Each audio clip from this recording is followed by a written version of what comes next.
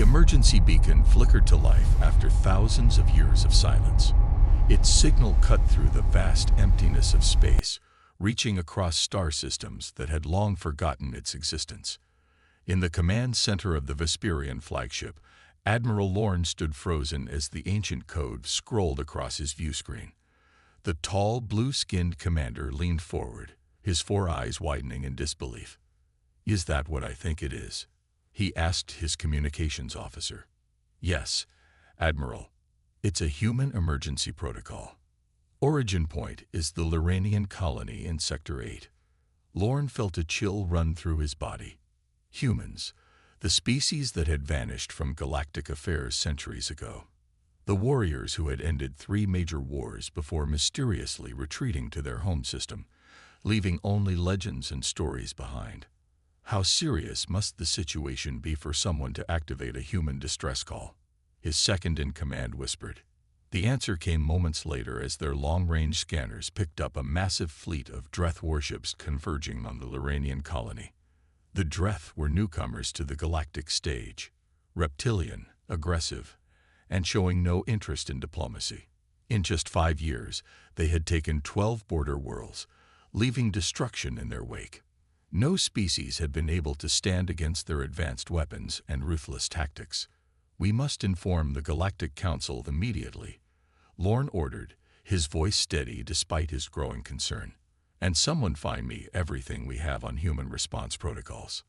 3 days later, representatives from 27 species gathered in the Great Hall of the Galactic Council. The massive crystal dome above them reflected the light of 3 suns, casting rainbows across the worried faces of the delegates.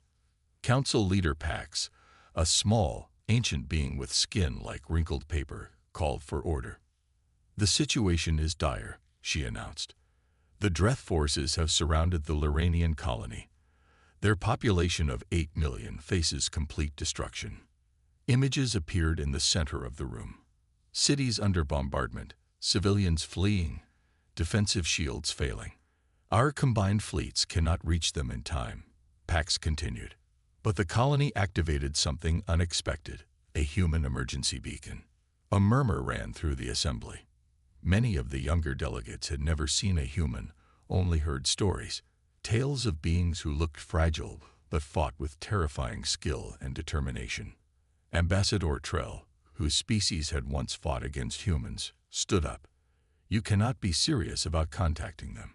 The humans withdrew from galactic affairs for good reason. Their warriors were too effective, too dangerous. They chose isolation to protect us from themselves." "What choice do we have?" asked another delegate. "The Dreth will not stop with this colony. They will continue until they control everything." As the debate grew heated, a soft tone silenced the room. The central communication array had received a message. The holographic display flickered, and a human face appeared above the center of the chamber. The delegates stared. It was a plain-looking being with pale skin and dark eyes. Nothing impressive or frightening about its appearance, but something in its calm gaze made even the bravest representatives shift uncomfortably. "This is Commander Thomas Gray of Earth Defense Command," the human said in a voice that sounded unnervingly gentle. "We have received the emergency signal and acknowledged the Loranian request for intervention. The Human Defense Corps has begun awakening procedures. Our response fleet will reach Sector 8 within 48 hours." Before anyone could respond, the human added something that made the blood of every delegate run cold. "The war beasts are stirring from their long sleep. May the stars have mercy on those who forced their awakening." The transmission ended, leaving the council in stunned silence. The sleeping giants of Earth had been disturbed, and the galaxy would never be the same again. Deep beneath the Antarctic ice, hidden from the world for 2 centuries, the massive facility known as the Vault hummed with new energy. Temperature-controlled chambers that had maintained perfect stasis conditions for decades now began their careful warming cycle. Commander Thomas Gray walked through the dimly lit corridors, his footsteps echoing against metal floors. He was one of the few regular humans assigned to maintain this place, a caretaker of sleeping giants. "Status report," he called out to his assistant. Dr. Bell looked up from her monitor, her face pale in the blue glow of the screens. Revival protocols functioning at optimal levels. First batch of war beasts will be conscious in 30 minutes. Gray nodded and continued his walk toward the main stasis chamber. He had trained his entire life for this moment, yet he still felt unprepared. No one living had ever seen the war beasts in action, only read the classified reports and studied the training simulations.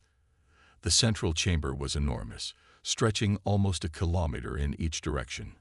Thousands of stasis pods lined the walls and filled the floor space, each containing a single warrior. Not just soldiers, but beings specifically designed for combat. The first pod's glass cover slid open with a soft hiss. Steam rose as the occupant took his first breath in over 200 years. The man sat up slowly, his movements fluid despite his long sleep. He was tall, heavily muscled, with a face that looked strangely young for someone born in an age long past.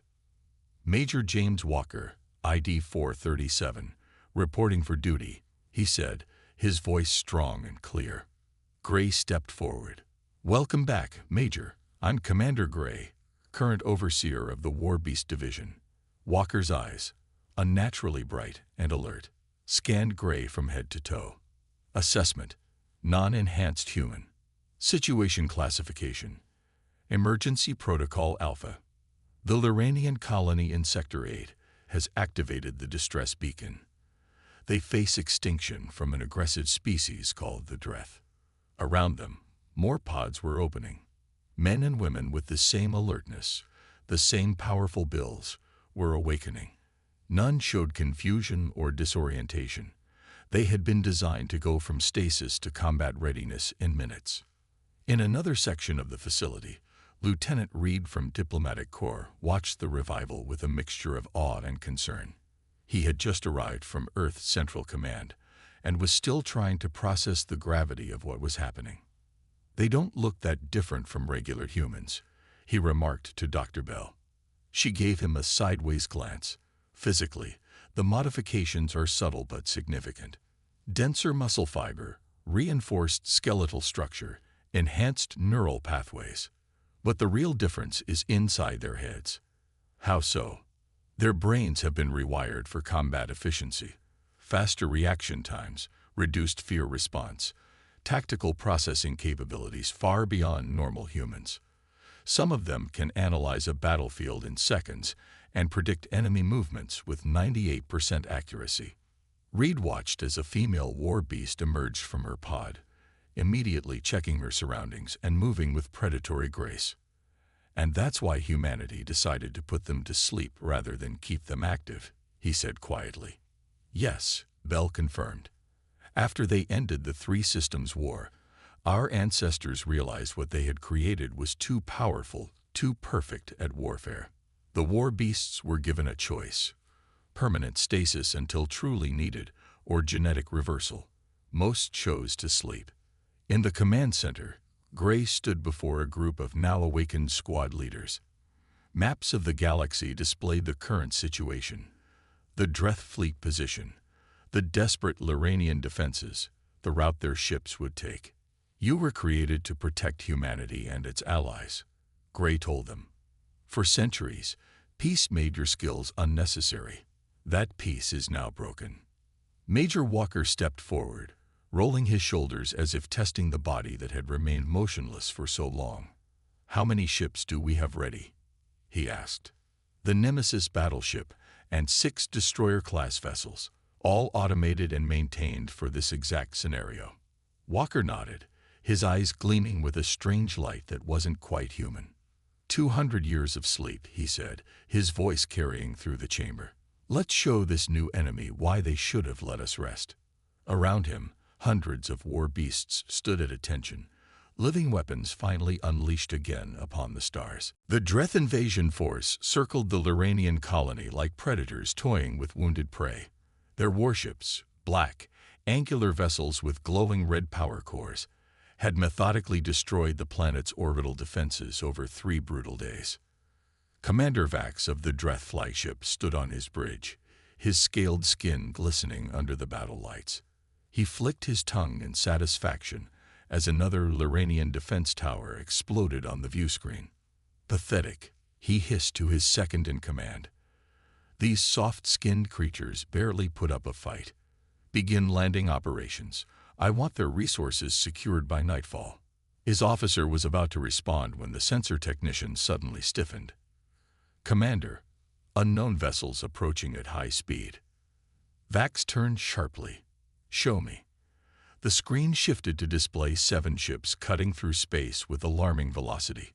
6 smaller vessels surrounded a massive battleship that dwarfed even the Dreth command carrier. Their design was unlike anything in Vax's database. Smooth, efficient lines with no unnecessary ornamentation, painted a deep matte black that absorbed rather than reflected light. Origin? Vax demanded. Unknown, Commander. They're not broadcasting identification. The Dreth officer in charge of communications suddenly called out, "We're receiving a transmission." A voice came through the speakers, calm and measured. "Dreth Invasion Force, this is Captain West of the human battleship Nemesis. You are attacking a protected world. Withdraw immediately or face consequences." Silence fell across the bridge. Several younger officers looked confused, but the older ones showed signs of recognition and fear. "Humans," Vax's second-in-command whispered. "The warrior species from old records." Vax dismissed the concern with a wave. Legends and stories. No species could be as formidable as those tales suggest. He straightened his battle armor. "Prepare all weapons. Show these newcomers the might of the Dreth Empire."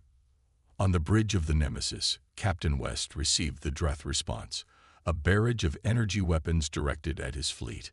West was a war beast like his crew, though his enhancements specialized in command functions rather than direct combat.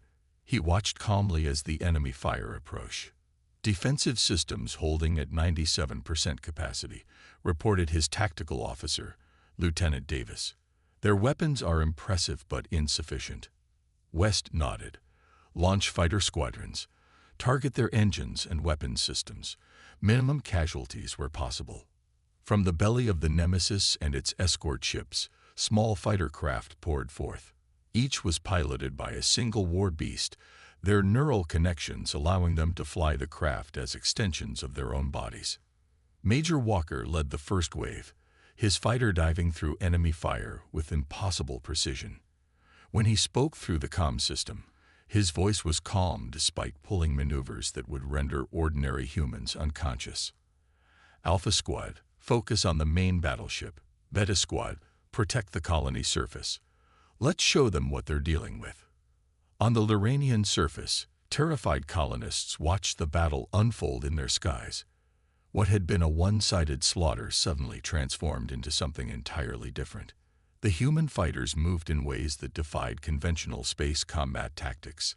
They didn't fly in predictable patterns, instead seeming to anticipate Dreth movements before they occurred. Where Dreth pilots relied on their advanced technology, the humans appeared to outthink them at every turn. A Loranian defense coordinator, his blue skin pale from exhaustion, stared at his monitors in disbelief. "They're winning," he whispered. "The humans are actually driving them back." Commander Vax watched in growing horror as half his fleet's fighters were disabled in less than 20 minutes. The human battleship had absorbed everything his weapons could deliver, and was now methodically disabling his larger vessels. "Retreat," he finally ordered, his pride giving way to survival instinct. "All ships, emergency withdrawal." As the Dreth fleet scrambled to escape, a single human fighter approached Vax's command ship. It flew directly to the bridge viewport, close enough for Vax to see the pilot's face. The human smiled, not a gesture of friendship, but the expression of a predator acknowledging its prey. Then the fighter peeled away, allowing the Dreth commander to flee. The message was clear. They could have destroyed them all, but chose to let them live, to carry the warning to others. The sleeping warriors of Earth had awakened, and the galaxy would remember why they had once been feared. The Grand Chamber of the Galactic Council buzzed with tension. Representatives from over 50 species filled the circular room, their voices creating a storm of worried conversation. The central holographic display showed the recent battle at the Luranian colony, human chips effortlessly decimating the Dreth forces that had terrorized the galaxy for years. Council Leader Pax struck her ceremonial staff against the floor 3 times, calling for order. "We face an unprecedented situation," she announced, her small form barely visible above the speaking platform. "The humans have returned to galactic affairs after 2 centuries of isolation." A murmur rippled through the assembly. "The Dreth threat has been temporarily halted," Pax continued, "but we must now address the implications of humanity's reemergence." The doors at the far end of the chamber opened. A hush fell as a single human walked in. Ambassador Jack Pike moved with the casual confidence typical of his species, but he lacked the predatory grace of the war beasts. He was a regular human diplomat, chosen specifically for this mission. "Thank you for allowing me to address the council," Pike said, his voice carrying easily across the vast space. "I understand you have concerns about our intervention." The representative from the Vorn hegemony, a massive being with leathery gray skin, rose to speak. "The humans abandoned their responsibilities to this council 2 centuries ago," he rumbled. "Now they return with their warriors and expect us to welcome them. We remember the destruction your war beasts caused during the 3 Systems War." Pike nodded calmly. "We remember too. That's precisely why we withdrew. Humanity recognized that our military capabilities had evolved beyond what was healthy for peaceful coexistence." He activated a small device, and a new image appeared in the center of the room. Earth, surrounded by a self-imposed quarantine field. "We chose isolation not out of cowardice, but responsibility," Pike explained. "The war beasts were created during a desperate time, when our very survival was threatened. Once peace was established, we faced a difficult truth. We had created the perfect warriors, but they had no place in peaceful society." The representative from Lurania stood. Unlike most others, her posture showed nothing but gratitude. "Without the humans, my colony would now be ashes," she said. "Their warriors saved 8 million lives. Whatever your concerns about human aggression, we now face a greater threat in the Dreth.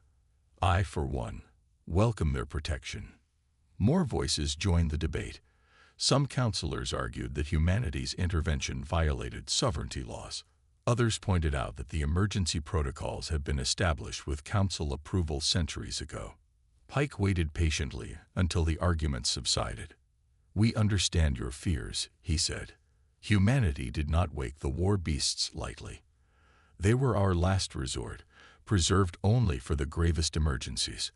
The Dreth invasion triggered protocols established before our withdrawal, safety measures we left in place to protect our former allies." The Mercurian ambassador, his crystalline form catching the light, posed a direct question. "And now that they are awake, will your war beasts return to sleep? Or has this incident reintroduced a dangerous element to our galactic community?"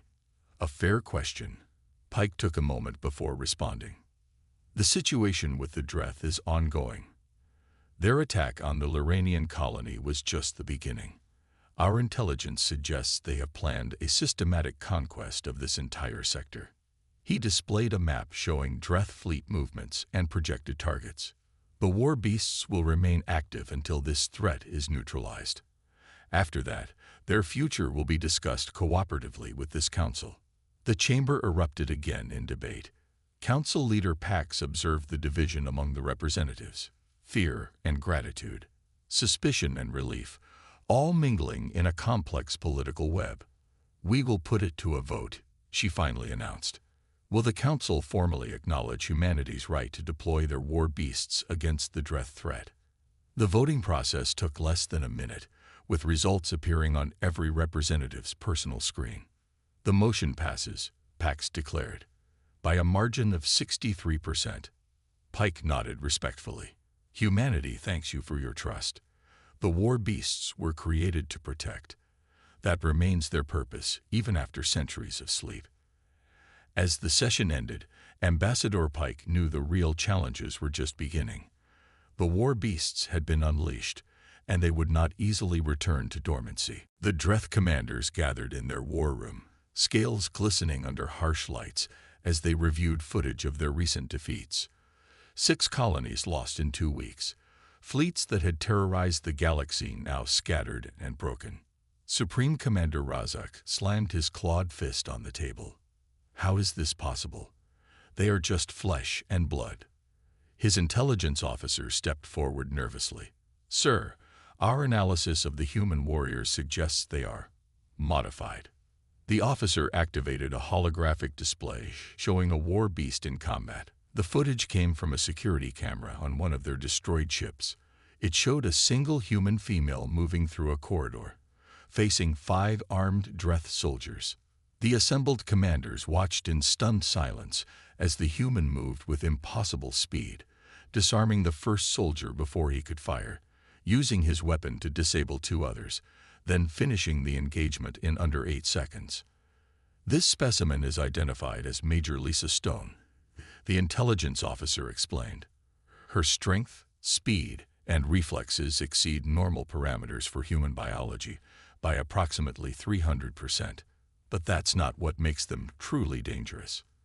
He switched to a tactical overview of the Battle of Helios Prime, where a small human force had outmaneuvered a Dreth fleet 3 times its size.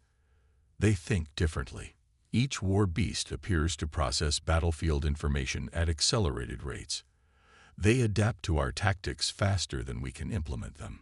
It's as if they can predict our movements. Razak's eyes narrowed. Are they psychic? No, sir. Just perfect predators. On the human destroyer Vigilant, Major Stone was reviewing her squad's performance in the recent engagements.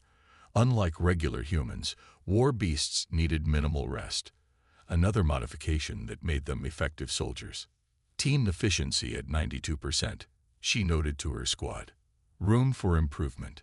Lieutenant River, a newer war beast who specialized in close combat, looked up from cleaning his weapons. The Dreth are learning. Their formation at Helios showed adaptation to our earlier tactics. Stone nodded. Good observation. They're intelligent enemies.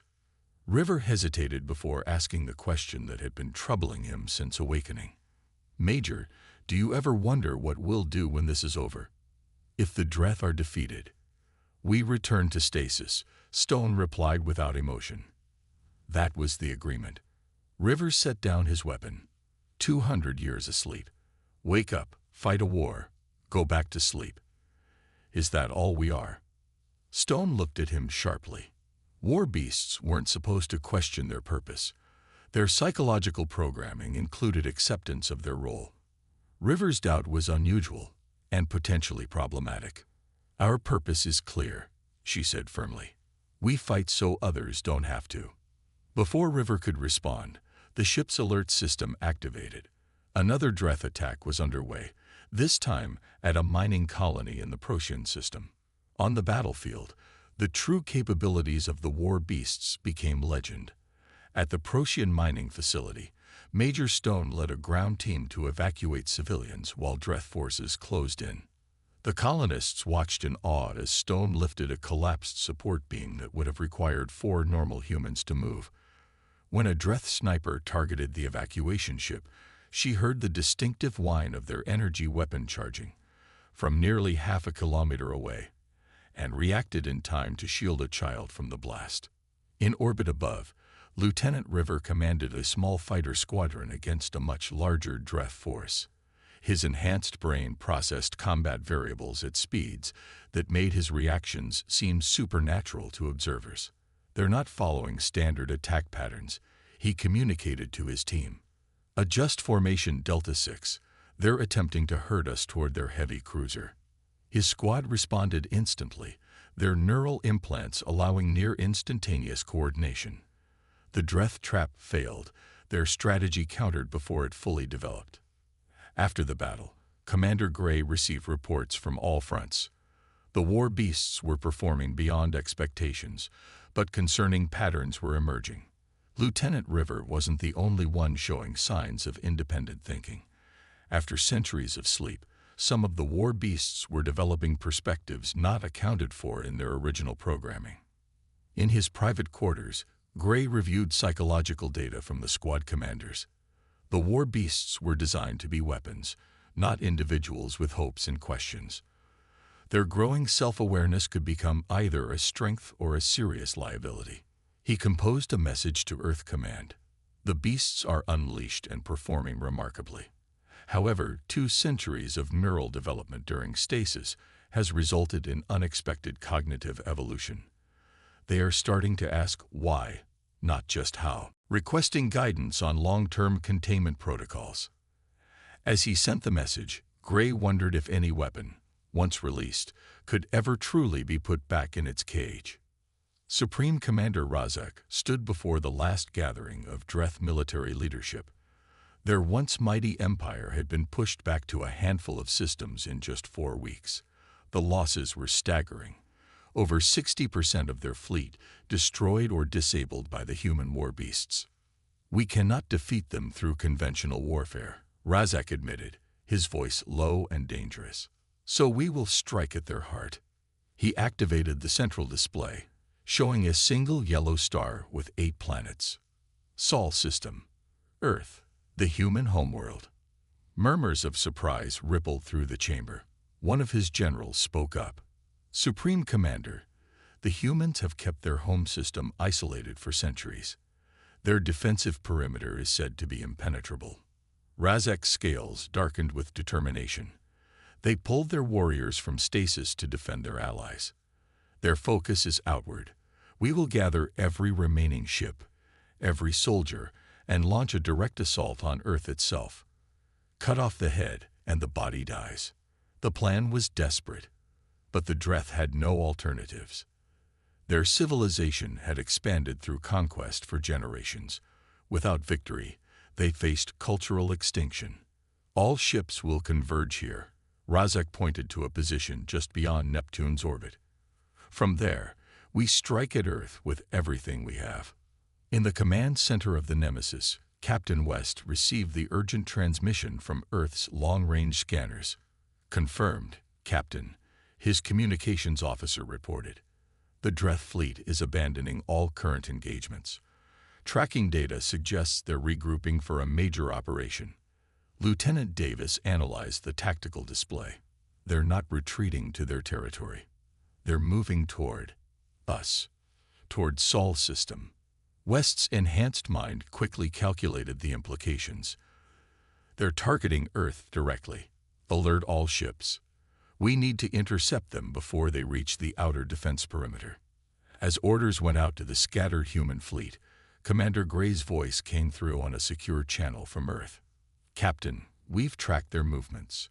They'll reach Neptune's orbit in approximately 73 hours. We cannot recall all war beast units in time." West processed this information with the cold efficiency of his design. "Then we'll have to meet them with what we have." The Nemesis and the 7th Fleet are already moving to intercept. "There's something else," Gray added. "Commander North has been reactivated." West paused. Even among war beasts, North was legendary, a 3rd-generation model with capabilities beyond standard enhancements. He had been kept in deeper stasis than the others, deemed too aggressive even by war beast standards. "Understood," West replied. "We'll need every advantage." The Dreth Armada, nearly 300 ships strong, dropped out of faster-than-light travel near Neptune's rings. It was the largest concentration of their forces ever assembled, their final gambit against the humans who had dismantled their conquests. Supreme Commander Razak expected to face Earth's automated defense systems, which they would overwhelm through sheer numbers. What he didn't expect was the welcoming committee already waiting. "Sir, human ships detected," his sensor officer called out.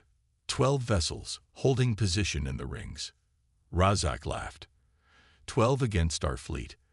Their arrogance will be their downfall." As the Dreth ships moved forward, a communication came through on all frequencies. "Dreth Fleet, this is Commander North of the Human Defense Force. You have entered restricted space. Your species has already lost this war. This is your only warning. Razak ordered an immediate full attack. The Dreth ships surged forward, weapons charged. What happened next would be studied in military academies across the galaxy for centuries to come. The human vessels didn't just fight. They danced. They used Neptune's rings as cover and a weapon, leading Dreth ships into carefully planned kill zones where ice particles disabled sensors. They separated the Dreth formation, isolating ships and disabling them with surgical precision. And at the center of it all was Commander North's ship, moving with impossible speed and accuracy, its enhanced captain predicting Dreth maneuvers before they executed them. On the Dreth command ship, panic set in as reports flooded the bridge. First wave disabled. Second wave reporting critical systems failure. We've lost contact with the 3rd Division entirely. Razak watched in horror as his forces were systematically dismantled by a vastly smaller enemy. The humans weren't just winning.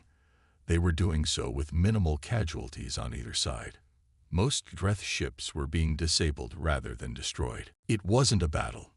It was a demonstration. When Razak's own flagship lost engine power and weapon systems, he received a final transmission from Commander North. Your species chose poorly. Remember this day. Remember what humans can do when provoked. As Razak stared at the holographic image of the human commander, eyes too alert, movements too precise to be natural, he finally understood. The legends weren't exaggerated. If anything, they had underestimated the sleeping giants of Earth. The Grand Hall of the Galactic Council had never been so crowded. Representatives from every known species gathered to witness the historic meeting. The Dreth defeat at Neptune had sent shockwaves throughout civilized space. Their once feared empire had surrendered unconditionally just days after the battle. At the center of the chamber stood Captain West and Lieutenant River, representing the war beasts, alongside Ambassador Pike from regular human diplomatic corps. Across from them, Supreme Commander Razak and 2 Dreth officials stood in chains, their once proud postures now bent with defeat. Council Leader Pax struck her staff against the floor to begin the proceedings. We gather today to determine the fate of the Dreth and to address humanity's future role in galactic affairs, she announced. The humans have eliminated a threat that the combined forces of all other species could not. For this, we owe them our gratitude. Murmurs of agreement rippled through the assembly. However, Pax continued, this also raises concerns. The power demonstrated by the human war beasts exceeds anything this council has witnessed in generations. Ambassador Pike stepped forward. Honored Council, humanity understands your concerns. 2 centuries ago, we withdrew from galactic affairs because we recognized the danger our military capabilities pose to peaceful coexistence. And yet here you stand again, with warriors that decimated the Dreth in weeks, said the Vorn representative. Captain West spoke for the first time, his enhanced voice carrying effortlessly through the chamber. We came because we were called. The emergency protocols were clear. If a protected world activated the beacon, we would respond. And now that the threat is neutralized, asked Pax, will the war beasts return to stasis? A heavy silence fell over the chamber. This was the question everyone wanted answered. Lieutenant River stepped forward, drawing surprised looks from Pike and some of the other humans. This wasn't part of the planned presentation. I believe we need a new approach, River said. For centuries, humanity has swung between extremes, either fully engaged in galactic warfare or completely isolated in sleep. There must be a middle path. West gave a slight nod, allowing River to continue. Many of us who awoke from stasis have been changed by the experience. 200 years of neural development, even in suspended animation, has altered our perspectives. We were created as weapons, but we have evolved into something more. River gestured to the gathered council. We propose establishing a permanent human response force, a small contingent of war beasts who would remain active as guardians for vulnerable worlds. The majority would return to stasis, but some would serve as protectors and teachers. Captain West added, this force would operate under council oversight. Our capabilities would be used not just for combat, but to train defensive units from other species. We would share the tactical knowledge that made us effective against the Dreth. The proposal sparked intense debate. Some representatives feared any war beast presence in active galactic affairs. Others saw the wisdom in having such powerful allies available without returning to full human military involvement. As discussions continued, Supreme Commander Razak was brought forward to hear the Council's judgment on the Dreth. Your species will be confined to your home system for 50 years, Pax declared. During this time, you will dismantle your warships and rebuild your society under Council supervision. Razak, once proud and defiant, simply nodded in acceptance. After 3 days of deliberation, the Council reached their decision regarding the human proposal. Leader Pax announced the terms to the waiting assembly. The Council accepts the establishment of a human response force, with conditions. No more than 500 war beasts will remain active at any time. They will establish training centers on designated neutral worlds, where they will teach defensive strategies to other species. The rest will return to stasis but may be awakened with Council approval if new threats emerge. Lieutenant River felt an unfamiliar emotion, something close to satisfaction. After the session concluded, he approached a group of young officers from various species who had been watching the proceedings with interest. "I'll be establishing the first cross-species training program next month," he told them. "We have much to teach about defense, strategy, and hopefully, peace." Captain West watched from a distance, his enhanced mind calculating probabilities and outcomes. The war beasts had been created for a singular purpose: to fight. Now they were forging a new identity as guardians and teachers. As the Council session ended, Ambassador Pike sent a final message to Earth. The sleeping giants will rest again, but not all of them. A new chapter begins, not as conquerors or weapons, but as protectors. Perhaps, after centuries of extremes, humanity has finally found its balance among the stars. Retriclaude can make mistakes. Please double-check responses. The sky over New Washington was clear and bright when humanity's future changed forever. Captain Marcus Bell sat at his monitoring station in Earth Defense Command, sipping coffee and watching the usual traffic of civilian transports moving between Earth and the Moon colonies. It was his third consecutive night shift, and he was counting the hours until replacement. "Sir, I'm picking up something unusual," said Technician Ramirez, her voice breaking the quiet hum of the command center. "It's coming from deep space, beyond our usual communication channels."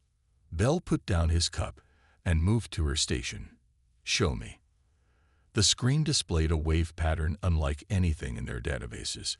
It pulsed with an odd regularity that seemed almost deliberate in its precision. "Is it natural?" Bell asked, though he already suspected the answer. "No, sir. The pattern repeats exactly every 12.7 seconds. Something intelligent created this." Bell's training kicked in.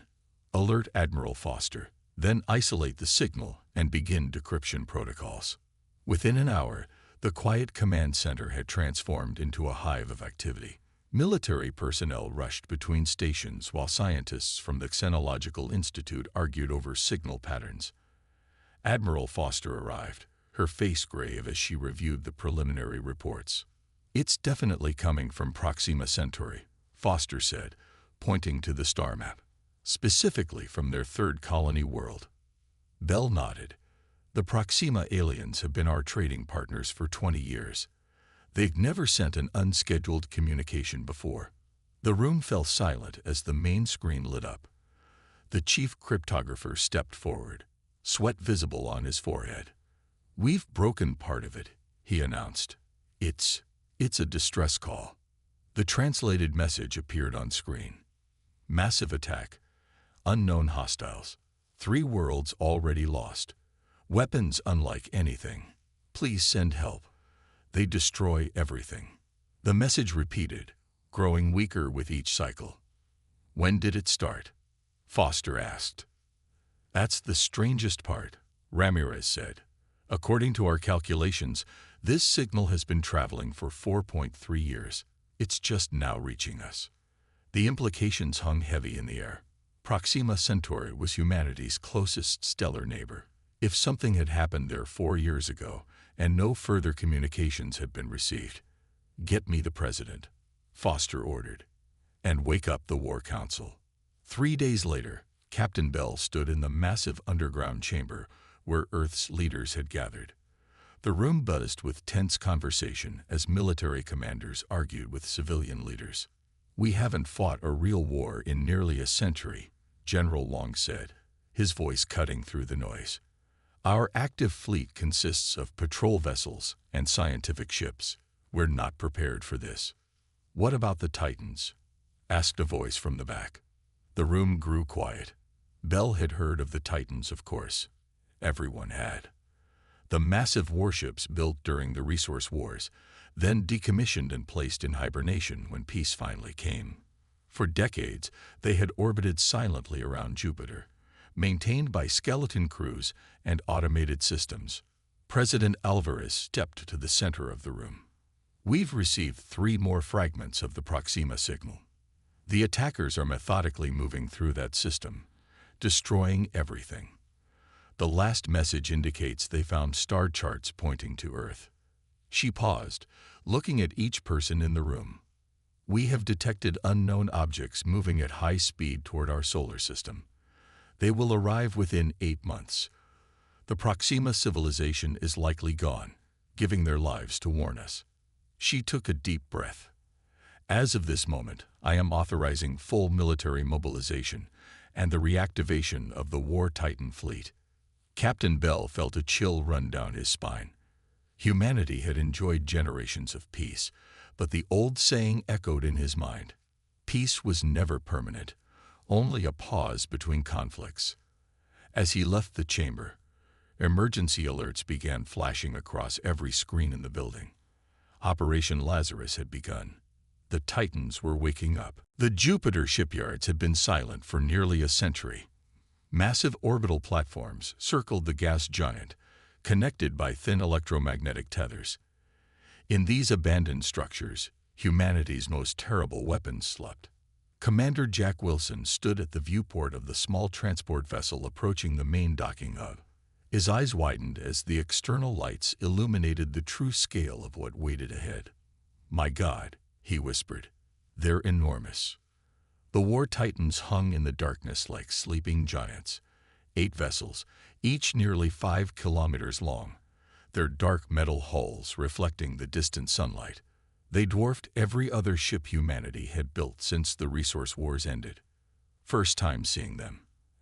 asked Engineer Rita Torres, who stood beside him. "The history books don't do them justice." Wilson nodded. "I've studied their schematics for years. Never thought I'd actually board one." Their transport docked with the central hub platform. As they stepped through the airlock, they were met by an older man with a gray beard and the worn uniform of the custodial court. "Welcome to Graveyard Station," he said. "I'm Caretaker Lewis.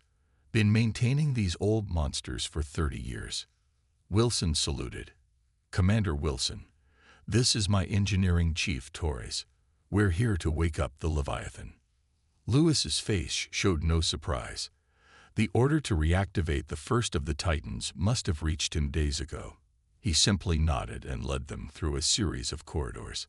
"The automated systems have kept the basic life support and hull integrity functioning," Lewis explained as they walked. "But the weapons, engines, and tactical systems are completely dormant. Nobody wanted these things to accidentally wake up." They reached a massive door marked with faded warning symbols. Lewis pressed his hand against a scanner, and the ancient mechanisms groaned to life. "The War Council sent 12 reactivation teams," Wilson said, "one for each system of the ship. We're in charge of the main reactor." The door slid open, revealing a vast, dark chamber. Lewis hit a switch, and overhead lights flickered on one by one, illuminating what looked like a small city built around a central column that stretched upward beyond sight. "The Titan's heart," Lewis said with something like reverence. "An antimatter reactor powerful enough to level a continent." Torres moved forward, her hand running along a dusty console. This technology, it's advanced even by today's standards. The Titans were built to end wars, not fight them, Lewis said. They were meant to be so powerful that no one would dare challenge them. Wilson checked his tablet as it connected to the ship's systems. We have 6 months to get this operational. The other teams are already aboard, starting on their sections. As they moved deeper into the reactor chamber, automated systems began to respond to their presence. Screens lit up, diagnostic programs launched, and the soft hum of awakening power filled the air. There's something you should know, Lewis said, stopping suddenly. These ships weren't just decommissioned because the wars ended. They were shut down because they were too dangerous. Wilson turned to him. What do you mean? The integration between ship and crew goes beyond normal operations. The neural links, they change people. Lewis's eyes seemed distant. I served on the Leviathan during the final years. The ship becomes part of you. It thinks with you, dreams with you. Torres looked skeptical. That's just old spacer talk. Lewis shook his head. You'll see. These aren't just warships. There's something more, something alive. Before Wilson could respond, his tablet beeped with a priority message. He read it and his face paled. What is it? Torres asked. They've detected 3 unknown vessels entering the Kuiper Belt, Wilson said, his voice tight. They're moving fast and not responding to hails. High-energy signatures consistent with weapon systems. Lewis's eyes narrowed. Then we'd better hurry. The Leviathan takes 3 months to fully awaken. Wilson nodded grimly. We don't have 3 months. We need this ship battle-ready in 6 weeks. Around them, the ancient reactor began to pulse with faint blue light, as if responding to their urgency. The War Titan was stirring from its long sleep. The Leviathan shuddered as its main engines ignited for the first time in 97 years. Commander Wilson gripped the railing of the bridge as vibrations ran through the massive ship. Around him, crew members worked frantically at stations that were a mixture of ancient technology and modern updates installed over the past 6 weeks. Reactor at 40% and holding steady, Torres reported from her engineering station. That's all we're going to get without a complete overhaul. Wilson nodded. 40% would have to be enough. Navigation, release docking clamps, and set course for Mars orbit. 1/4 thrust. The bridge crew, mostly young officers who had never served on anything larger than a patrol ship, looked nervous as they input commands. The ship groaned in protest, metal and composite materials adjusting to forces they hadn't experienced in a century. Sir, called out Lieutenant Parker from the sensor station. The unknown vessels have changed course. They're moving toward Neptune's research stations. Wilson's jaw tightened. How long until they reach them? Less than 12 hours at current speed. Not enough time. The Leviathan was the only Titan even partially operational. The others were still in various stages of reactivation, weeks away from being ready to move. The regular fleet was gathering at Mars, but those ships were designed for patrol and scientific missions, not combat. We can't get there in time, said Major Collins, the tactical officer. Even at full power, we'd be 20 hours out. Wilson stared at the main display, showing the solar system and the approaching enemy vessels. What about the Neptune defense platforms? Automated railgun systems, Collins replied. Designed to handle smugglers and pirates. Not whatever these are. Wilson made a decision. Communications, send an emergency message to all Neptune stations. Full evacuation, immediate departure. Then contact Earth Command and inform them we're pursuing intercept. Sir, Collins looked alarmed. The ship isn't ready for combat operations. We barely have half the weapon systems online, and the crew is still learning basic functions. Wilson moved to the center of the bridge. Full thrust, all engines. Navigation, plot the fastest course to Neptune. The ship lurched as the ancient engines responded, pushing the massive vessel forward with unexpected power. Warning signals flashed across multiple consoles. Hull integrity at sections 12 through 17 showing stress beyond safety parameters. Torres called out. "Commander, we're pushing her too hard." Wilson ignored the warnings. "Maintain thrust. All personnel, secure for high-acceleration operations." Lewis, the old caretaker who had insisted on joining the crew, approached Wilson's station. "You're going to break her before we even reach the enemy," he said quietly. "She was built to fight," Wilson replied. "Let's see what she can really do." Lewis studied him for a moment, then nodded. "There's something you should try. The neural interface chamber. It's how the original commanders controlled the Titans during the Resource Wars." Wilson had read about the neural interfaces, but assumed they were long disconnected. "It's still operational." "I maintained everything," Lewis said. "The Titan was designed to bond with its commander. It needs to know you." The bridge crew watched as Lewis led Wilson through a small door at the rear of the bridge. Inside was a chamber dominated by a single chair surrounded by curved displays and unusual equipment. "Sit," Lewis instructed, activating systems that hummed to life.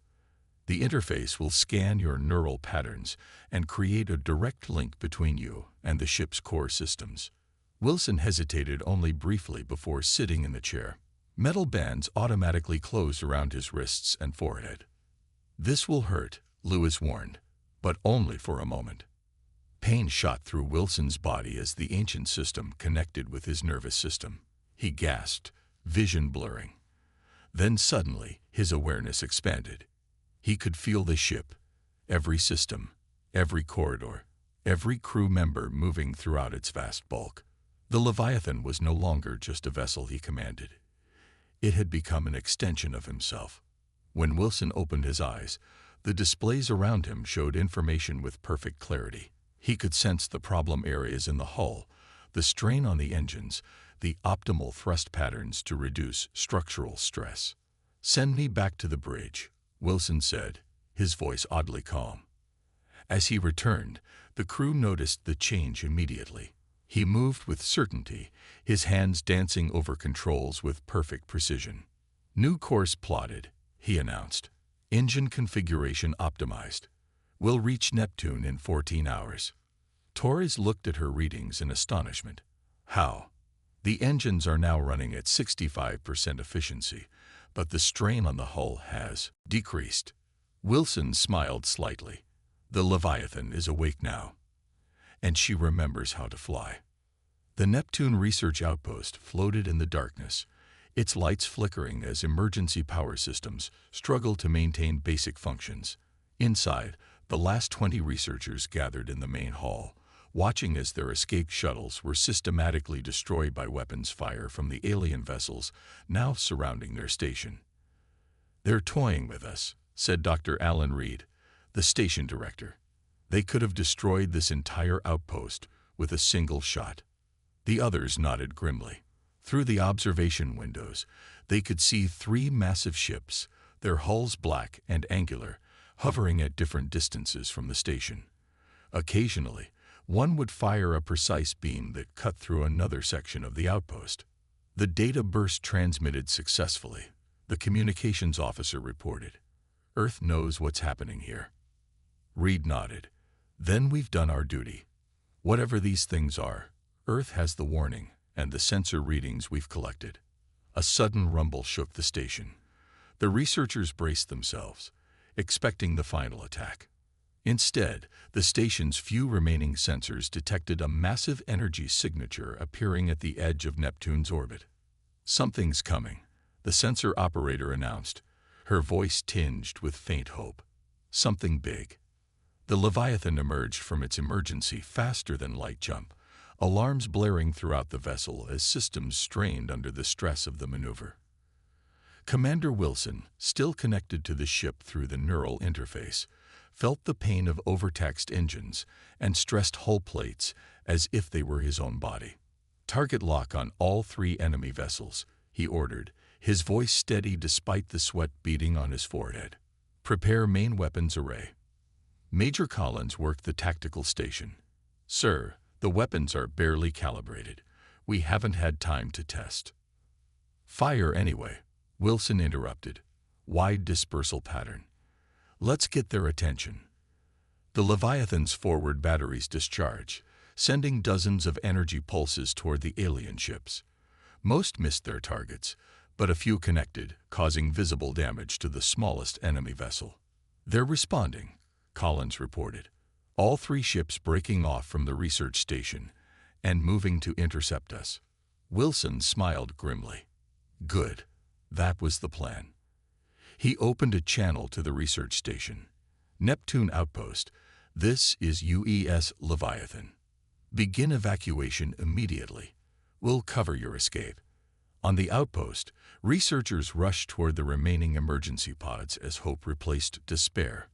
Dr. Reed stayed at his post, coordinating the evacuation while gathering final sensor data on the alien vessels. "What is that ship?"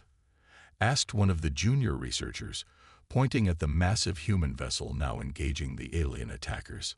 Reed stared in awe. "That's a war titan. I never thought I'd see one in action. They were decommissioned before I was born." The Leviathan shuddered as enemy fire impacted its shields. Wilson felt each hit through the neural link, wincing as damage reports flooded his consciousness. "Shield holding at 60%, Torres called out. "Their weapons are unlike anything we've encountered before. Some kind of focused plasma technology." Wilson directed the ship to turn broadside, bringing more weapon systems to bear. "Target their propulsion systems. We need to keep them occupied until the evacuation is complete." The Leviathan fired again, this time with better accuracy. One of the alien vessels lurched as its engine section took multiple hits. "Sir, we're picking up communications between the alien ships," reported the communications officer. "It's not a language our systems recognize, but the pattern suggests they're surprised." They didn't expect resistance, Wilson realized. They'd been attacking undefended outposts until now. The damaged alien ship suddenly accelerated toward the Leviathan, its weapon systems glowing with building energy. "Evasive maneuvers," Wilson shouted, but he knew the massive Titan couldn't move quickly enough. Instead, he directed all power to the forward shields. The alien ship fired, its main weapon unleashing a concentrated beam of energy that struck the Leviathan head-on. The bridge lights flickered as the impact transferred through the ship. Wilson gasped in pain as the neural link translated the ship's damage into physical sensation. It felt like his chest was on fire. "Forward shields failed," Torres reported. "Hull breach in sections 42 through 47. Emergency bulkheads holding." Through the pain, Wilson saw an opportunity. The attacking ship had drained its weapons for that single massive strike. It was momentarily vulnerable. "Main cannon," he ordered. "Full power. Target that ship now." The Leviathan's primary weapon, a massive particle accelerator running the length of the ship, hummed to life. The bridge crew held their breath as energy built to critical levels. "Fire," Wilson commanded. A blinding beam shot from the Leviathan, striking the alien vessel amidships. For a moment, nothing happened. Then the enemy ship split apart, secondary explosions cascading along its length as its power core destabilized. "One down," Wilson said, allowing himself a moment of satisfaction before turning to face the remaining 2 vessels. "Now let's show them what humanity can really do." The destruction of the first alien vessel changed everything. The remaining 2 enemy ships pulled back, maintaining distance as they reassessed the unexpected threat. On the Leviathan's bridge, the crew worked frantically to repair damaged systems while Commander Wilson, still connected to the neural interface, directed emergency teams throughout the massive vessel. "Evacuation from Neptune Research Outpost is complete," reported Lieutenant Parker. "All surviving personnel are away in escape pods, heading toward Triton Base." Wilson nodded, his eyes closed as he focused on the ship's damaged sections. Through the neural link, he could feel the wounded areas like bruises on his own body. "Status of the enemy vessels." "They're holding position at maximum weapons range," Collins answered. "Almost like they're studying us." Torres approached Wilson's command chair, concern evident on her face. "Sir, you need to disconnect from the neural interface. Extended connection is causing physical strain." Your vital signs are deteriorating. Wilson ignored her. What's the status of our main cannon? Recharging. We'll have enough power for another shot in approximately 8 minutes. The tactical display showed the alien ships moving in a strange pattern, circling each other while maintaining their distance from the Leviathan. They're communicating, Wilson said, sensing something through the ship's enhanced detection systems that the regular sensors missed. Planning something. Without warning, both enemy ships accelerated, splitting up to attack the Leviathan from different angles. Their weapons fired simultaneously, energy beams slicing through space toward the human vessel. Evasive maneuvers, Wilson commanded, but even as he gave the order, he knew the massive war titan couldn't move quickly enough to avoid both attacks. Instead, he directed power to the lateral shields, trying to minimize damage as the beams struck. The ship shuddered violently, throwing crew members against consoles and bulkheads. Hull breach on decks 12 through 17. Torres shouted over the blaring alarms. We're venting atmosphere in the forward sections. Wilson grimaced as pain shot through his body, the neural link translating the ship's damage into physical sensations. He could feel the cold emptiness of space where the hull had been breached, the frantic movements of crew members trying to reach safety. Seal those sections, he ordered. Reroute power from non-essential systems to weapons. The alien ships were coming around for another pass, clearly confident after scoring successful hits. Wilson knew the Leviathan couldn't withstand another coordinated attack. They needed help. As if in answer to his thoughts, the communications officer called out, "Sir, we're detecting a new ship entering Neptune orbit." Wilson opened his eyes, looking at the tactical display. A small but familiar signature had appeared. The UES Defender, one of Earth's newest patrol vessels. Relatively small compared to the Leviathan or the alien ships, but armed with prototype weapon systems. "This is Captain Anadias of the UES Defender," came a voice over the comms. "Looks like you could use some assistance, Leviathan." Wilson smiled through his pain. "Your timing is excellent, Defender. Take the ship on the left flank. We'll handle the other." The Defender accelerated into the battle, its more agile frame allowing it to execute maneuvers impossible for the massive Titan. It launched a barrage of missiles at one alien vessel, forcing it to break off its attack run. "Main cannon at 80% charge," Collins reported. "Target the remaining ship," Wilson ordered. "Wait for my command." The second alien vessel seemed to recognize the greater threat posed by the Leviathan. It changed course, accelerating directly toward the war titan in what looked like a suicide run. "They're going to ram us," someone shouted. Wilson closed his eyes again, fully embracing the neural link.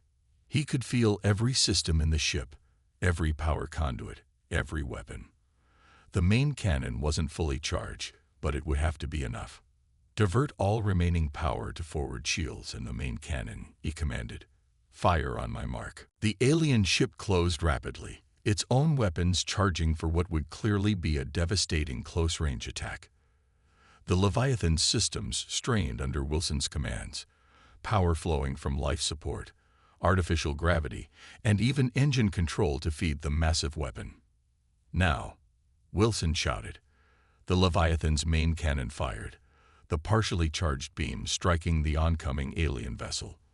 For a terrible moment, it seemed insufficient as the enemy continued its approach. Then, slowly, the alien ship began to break apart, its forward sections disintegrating under the particle beam's onslaught. But its momentum carried the remains forward, chunks of alien technology slamming into the Leviathan's already damaged hull. Wilson screamed as the neural link transmitted the impact directly to his nervous system. When the debris cleared, both vessels were severely damaged. The alien ship had been destroyed, but the Leviathan was listing in space, multiple systems offline. "Commander," Torres was shaking him. "You need to disconnect now." Wilson nodded weakly as Torres helped remove the neural interface connections. As the link faded, so did his awareness of the ship's systems. The pain receded, leaving only a bone-deep exhaustion. The Defender reports they've disabled the third enemy vessel, Collins said. Captain Diaz is requesting permission to board for assistance. Wilson leaned back in his chair, looking around at his battered but triumphant crew. Permission granted, and send a message to Earth Command. Tell them the Titans remember how to fight. The Mars orbital shipyards had been a museum for decades. Now, they roared with activity. Massive industrial fabricators, awakened from long dormancy, constructed hull sections and weapon systems at a pace not seen since the Resource Wars. Workers in spacesuits moved across the skeletal frames of new vessels, while supply ships constantly delivered materials from the asteroid mining operations, hastily reactivated throughout the belt. Admiral Foster stood at the observation deck, watching the controlled chaos with grim satisfaction. Behind her, the holographic display showed the Leviathan limping back toward Earth orbit, still heavily damaged from the battle at Neptune. 3 enemy scouts destroyed, she said to the group of military and civilian leaders gathered around her. But according to the data recovered from their ships, they were just the advance party. Dr. Emily Wagner, head of the Xenobiology department, stepped forward. The translation algorithms have processed about 60% of their communication logs. They call themselves the Harvesters. They systematically conquer systems, strip them of resources, and move on. How many ships in their main fleet? Asked General Rodriguez. Wagner's expression darkened. Based on the scout vessel logs, at least 200, possibly more. The room fell silent as the implications sank in. Humanity had 8 war titans, and only 3 were operational. The rest of Earth's fleet consisted of patrol vessels, research ships, and civilian craft hastily being retrofitted for battle. We need more time, Foster finally said. The Leviathan proved the Titans can fight these harvesters, but we need all 8 fully operational, plus whatever new ships we can build. The door to the observation deck slid open, and Commander Wilson entered. He moved slowly, still recovering from the neural feedback he'd experienced during the battle. Despite medical objections, he had insisted on attending this meeting. Commander, Foster acknowledged. Your assessment of the Leviathan's performance. Wilson straightened despite his obvious discomfort. The Titan exceeded expectations, Admiral. Even at partial power, she was able to match the alien technology. But there are issues we need to address. He approached the central display and brought up schematics of the War Titan. The neural interface system is both our greatest advantage and our most significant vulnerability. It allows for unprecedented control of the ship's systems, but the feedback during damage is severe. Medical scans had shown that Wilson had suffered neural damage equivalent to multiple concussions. Only his gradual acclimation to the system had prevented worse injuries. We need to modify the interfaces on all Titans, he continued. Create buffers that protect the commanders while maintaining the connection. Dr. Wagner studied the Harvester ship designs captured during the battle. Their technology is focused on efficiency. They build ships to serve specific functions. Attack, resource extraction, processing. The scouts we encountered were combat-specific, but relatively light on defenses. Foster turned to the production manager. How soon can we have the remaining Titans operational? The Colossus and the Behemoth will be ready within 2 weeks, he replied. The others require more extensive reactivation. 1 month minimum. We may not have a month, Rodriguez said grimly. Long-range sensors detect unusual activity at the edge of the solar system. Something's coming. Wilson moved to the window, looking out at the shipyards. What about new construction? Can we build more Titans? The production manager shook his head. The resource requirements are too high, and the construction time too long. But we've recovered the plans for the Valkyrie-class destroyers from the war archives. Smaller than Titans, but built on similar principles. We could produce a dozen in the time it would take to build 1 Titan. Foster nodded. Do it. Start production immediately. An alert sounded, and all eyes turned to the main display. A message from the Deep Space Monitoring Station appeared. Multiple FTL signatures detected. Estimated arrival: 3 weeks. The room erupted in urgent conversation. Foster raised her hand for silence. "The timetable has accelerated," she announced. "I'm ordering full military mobilization across all colonies. Every ship with weapons capability is to be brought into service. Civilian vessels will be retrofitted where possible." She turned to Wilson. "Commander, you'll oversee the modifications to the neural interfaces. We need every Titan at full combat readiness before the main fleet arrives." Wilson saluted, though the movement clearly caused him pain. "Yes, Admiral." As the meeting dispersed, Wilson lingered at the window. Below, workers were attaching a massive weapon system to a partially completed destroyer.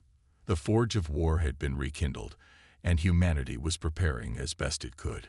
But as he watched the distant sun glinting off the new warships, he couldn't help wondering if it would be enough. The Harvesters had destroyed countless civilizations before. What made humanity different? The answer came to him through memories of the battle. The fierce determination of his crew. The unexpected arrival of the Defender. The way Earth's forces had immediately adapted to the threat. Unlike the peaceful Proxima civilization that had sent the warning, humans had never truly forgotten how to fight. The Harvesters were about to discover that some prey bites back. The vast darkness of space beyond Pluto's orbit lit up with unnatural light. One by one, massive ships emerged from faster-than-light travel, their black hulls absorbing starlight. The Harvester main fleet had arrived. On Earth, billions watched their screens as the Defense Command released footage of the incoming armada. 217 vessels of various sizes, moving in perfect formation toward the inner solar system. Toward home. Admiral Foster stood on the bridge of the UES Colossus, the largest of the War Titans. Around her, officers monitored systems and prepared for battle. The neural interface chair sat empty. She would connect only when the fighting began. "Status report," she commanded. "All 8 Titans are fully operational, Admiral," replied her second-in-command. "The modified neural interfaces are functioning at optimal levels. The new Valkyrie destroyers are in position. 14 vessels total. Civilian evacuation to the underground shelters is at 97% completion." Foster nodded, studying the tactical display. The defense of humanity had been arranged in 3 layers. The Titan battle group would engage the enemy at Mars orbit, the Valkyrie squadrons would protect Earth directly, and the planetary defense systems, hastily constructed over the past weeks, would be the final line. "Communications, patch me through to all vessels," Foster ordered. She took a deep breath as the channel opened. Her words would reach every fighting ship in the system. "This is Admiral Foster. In moments, we will engage an enemy that has destroyed countless civilizations across the stars. They believe we will be next. They are wrong." She walked slowly across the bridge, making eye contact with her crew. "Our ancestors built these Titans not just as weapons, but as guardians. They were created to ensure humanity would always have protectors when darkness came. That darkness is here." The tactical display showed the Harvester fleet accelerating, breaking into attack formations. "We fight today not just for Earth, but for every world these invaders have destroyed. For the Proxima civilization that gave their lives to warn us. For the future of our species." She returned to the command chair, running her hand along the neural interface that would soon connect her directly to the massive ship. "Remember your training. Trust your ships. And know that whatever happens today, humanity will not fall quietly." Foster out. As the communication ended, she nodded to the medical officer. "Prepare the interface."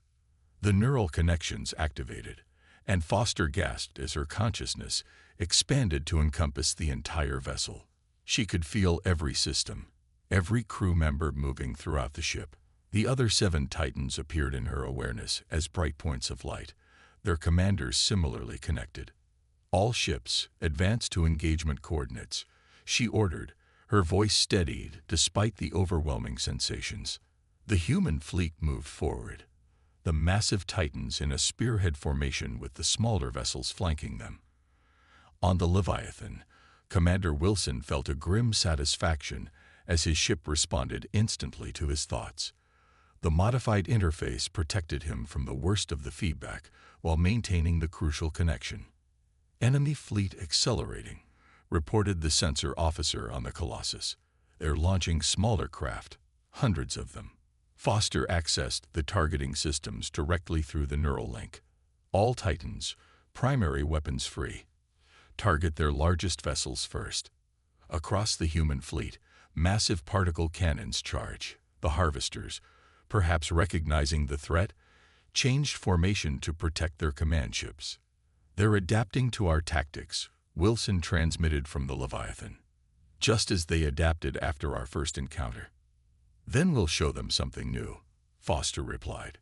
"Execute Maneuver Prometheus." The Titans suddenly broke formation, each accelerating along a different vector. The unexpected movement confused the Harvester targeting systems, their first volley of energy weapons largely missing the human vessels. The Titans fired simultaneously, their main cannons unleashing devastation. 3 Harvester capital ships erupted in massive explosions as the beams tore through their hulls. But the Harvesters responded quickly. Dozens of smaller vessels swarmed each Titan, firing concentrated bursts at specific sections. Warning signals flashed through Foster's consciousness as the Colossus took damage. The battle expanded across the orbital space of Mars, a chaotic dance of destruction as human and alien technology clashed. The Valkyrie destroyers darted between larger vessels, their speed allowing them to strike and retreat before the Harvesters could respond. On Earth, the Planetary Defense Command watched in awe as humanity's ancient guardians fought with unexpected ferocity. The Titans, created centuries ago and then put to sleep, had fully awakened, and they were magnificent in their wrath. Foster directed the Colossus through a complex, evasive pattern, feeling the strain on the massive engines. "All ships, continue to press the attack. We cannot allow them past Mars orbit." As the battle raged, a simple truth became evident to both sides. The Harvesters had finally found prey that refused to be harvested. The sleeping giants of humanity had awakened, and the galaxy would never be the same.